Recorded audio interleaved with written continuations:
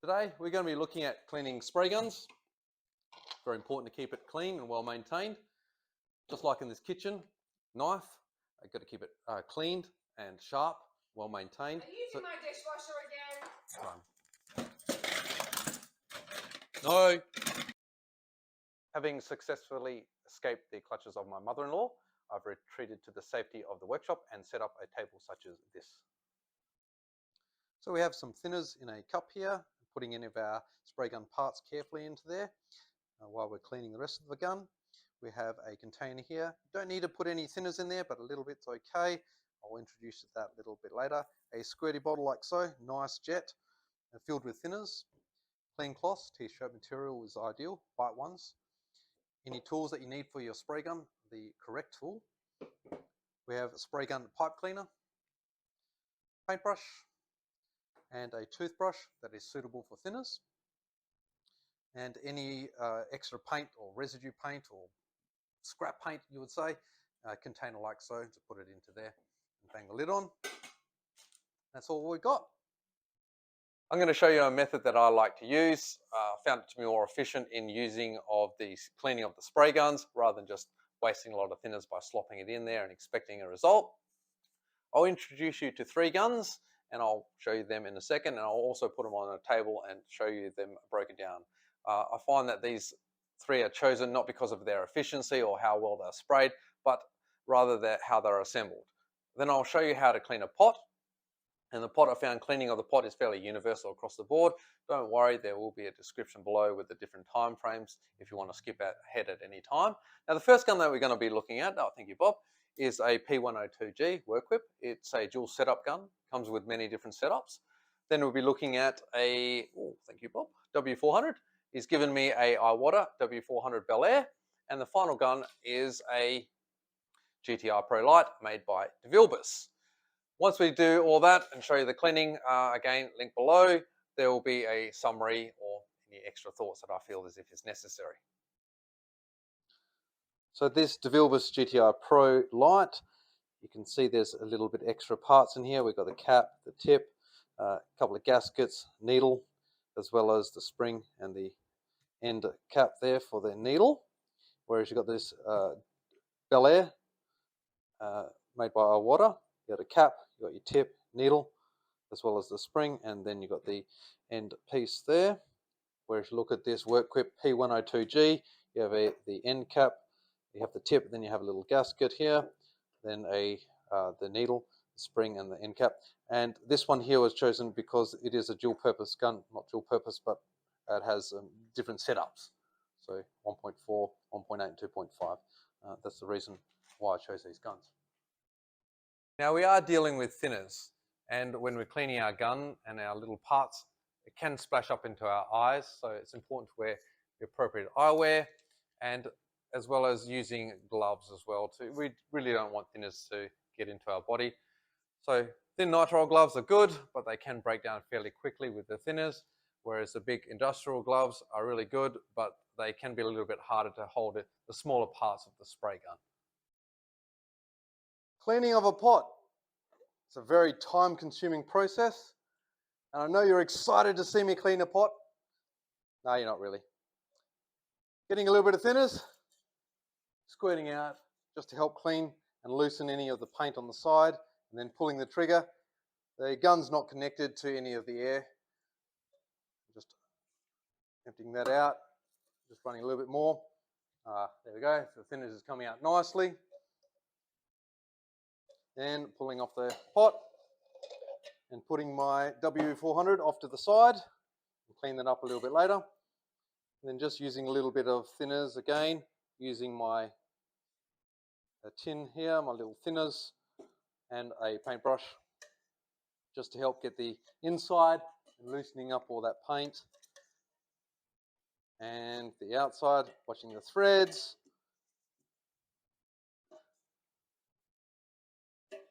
Right. Don't need to have any thinners in the bottom of this, but if you wanted to, you can, but you don't need to. Bit of the thread there, my pipe cleaner.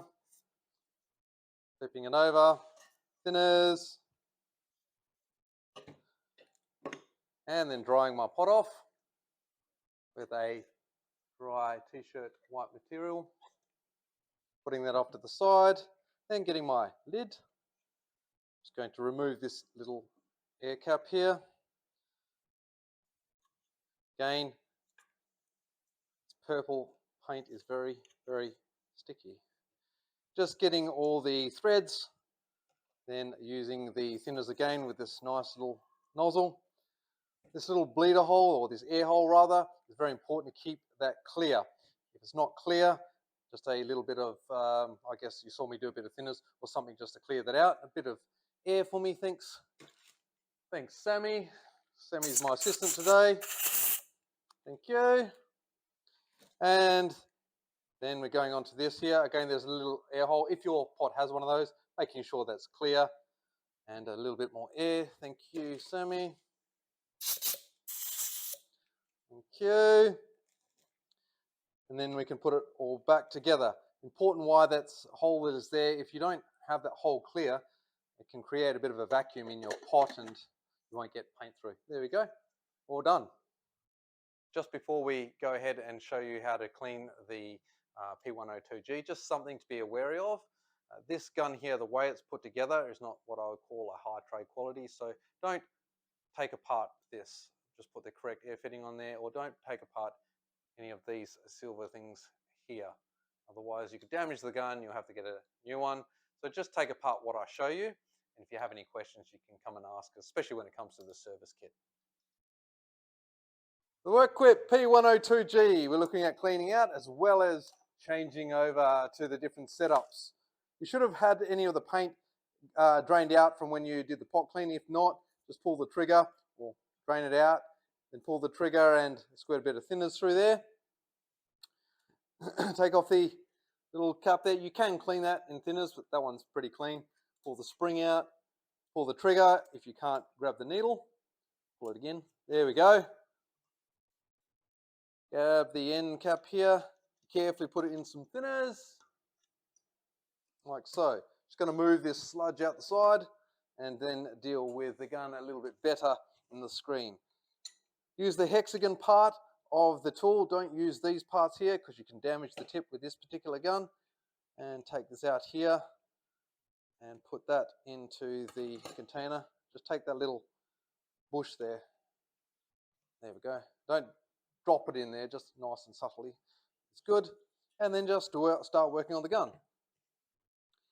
Just the outside, I'm just going to give the outside a bit of a clean to get rid of that purple. Getting in behind there before changing over to the toothbrush. Oh, that's pretty good. I'll get a little mini toothbrush. Look at that. And then just clean the outside, all the threads. And then with the brush, cleaning the outside before going on to the nice clean t-shirt white material. Oh, I did forget something inside there. There we go. A good little inspection over the top. Yep, it's nice and clean. Dry it off again, and off to one side. Needle. And the tool there.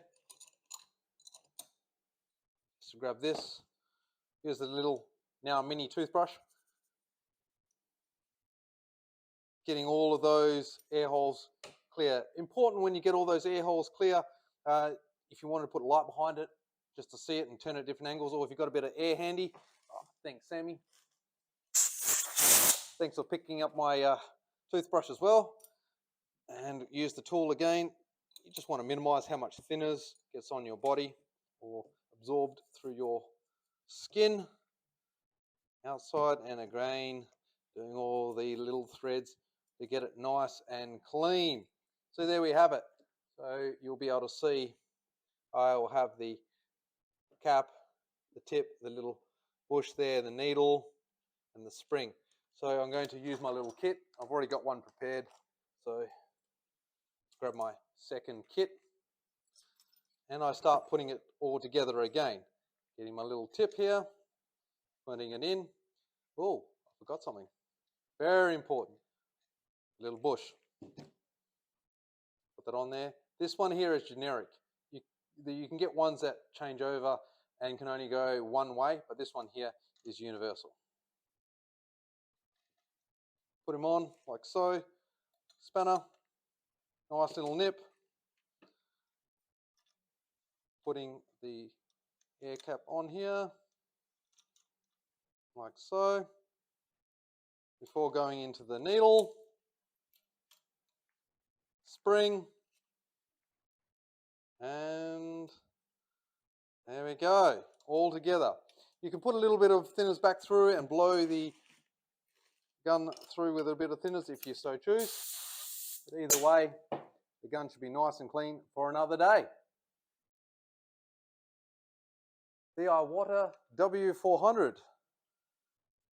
Taking off the air cap and putting it into our thinners here carefully. Taking out the end cap. Can't get the needle, just pull the trigger so you can grab it out a little bit, put it into there.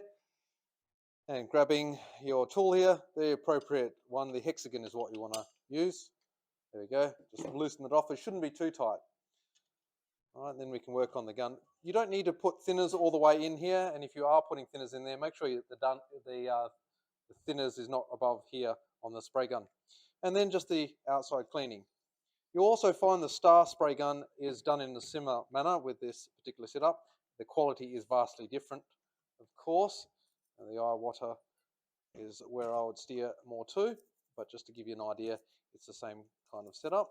And just cleaning the outside with the toothbrush all on the threads from here, and creating a big mess of thinners, and the little pipe cleaner inside there, and then your brush, just a nice little generic and general wipe over the outside. Just watch this a little bit, but that's okay.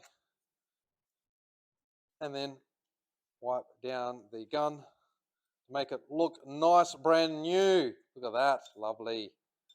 Put that off to the side. Now work on your pieces. You've got the needle here. You needed to put a little bit more thinners, that's fine. Wipe it off, put that down somewhere safe. And then use the little tool here. That can be helpful to get out your parts from the thinners without getting thinners all over yourself, if this works. There we go. And then a brush on the threads.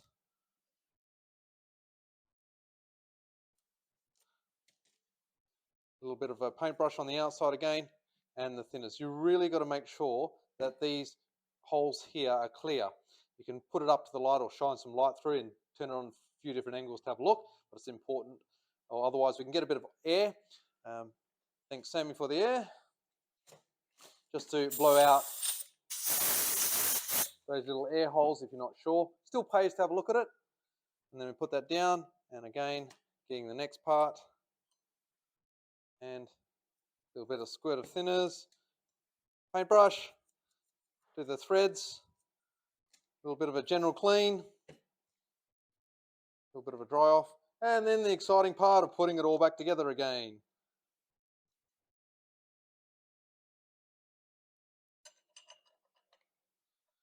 There you go, the cap. And the needle. You don't need to clean that, but if you get a bit of thinners on there, just keep it clean. There we go, and if you needed to, give it another little wipe over. Clean for another day. The Devilbiss Gti Pro Lite. Looking at cleaning. Just take off the air cap first, or if there's any paint that you might find that's in there, just drain it out. A little bit of thinners helps reduce the paint just to make it a little bit easier to flow through. Pour it out. I can put my little sludge bucket off to one side. Take the air cap off and start taking out the needle. Take the cap off. I don't need to clean this. That's fairly clean, but if you wanted to, you can. Pull the trigger just to help get the needle out, and then proceed to take the tip off. Always use the hexagon part. Don't use any of this, because if you damage the tip, It can be quite problematic with certain guns. There we go, take the one out, carefully put it in there. This here has two little seals, the one there and one there. Some of the guns that you come across, the seals have to go back a certain way. So just take a note when you take them out and which way they actually go. It's probably a good idea to do that before you use the gun as well. Pipe cleaner. Just a little bit of a clean on the outside of the gun. Just get rid of any of my purple paint. There we go. And then toothbrush, getting into some of those harder to reach parts and cleaning all the threads to make sure that they are nice and clean. There we go. And your clean cloth on the outside. There we go. Beautiful. Put that off to the side. Clean my needle. You don't have to have any thinners in here, and if you are putting thinners in there and putting your gun in there, don't put your thinners above here on the gun. Needle.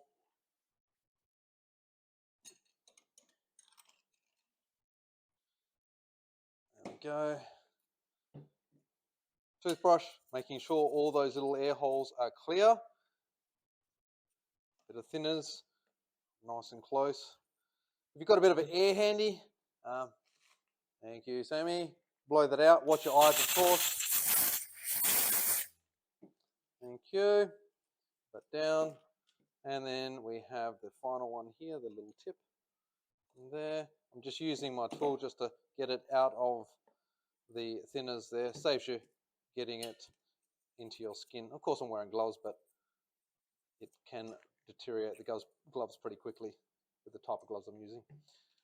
There we go. And then I'm just doing the seals.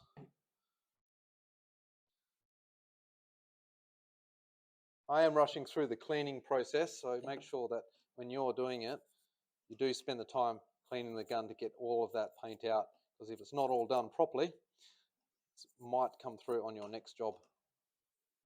There we go. And just dry that off.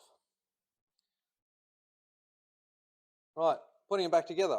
I have one seal. It goes down one way. It has a little notch, but it doesn't matter in this case which side it goes. Lining it up. Like so, then getting this seal, a little notch down the bottom, making sure it lines up and not off skew. There we go, nice and even. Bring up the tip, and nice little nip, don't over tighten it. Air cap, line it up, then put the needle in, spring in. You have this little knob on one side, it only goes in that way. Put it in, there you go, gun's clean. If you wanted to put a bit of thinners in there and just do a final little blow through, that's okay as well. There we go. Hopefully you guys have found that useful to you, and will find that useful in the days to come.